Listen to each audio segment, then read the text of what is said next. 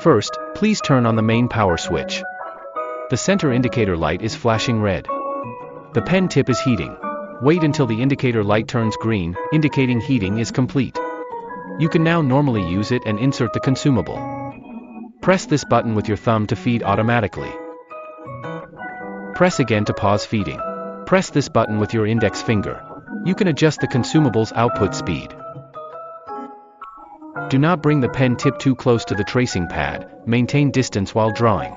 Getting too close will cause melting and disrupt the feeding rhythm.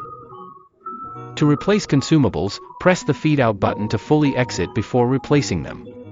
After use, reinsert the consumable into the printing pen. Trim it with scissors before reinserting.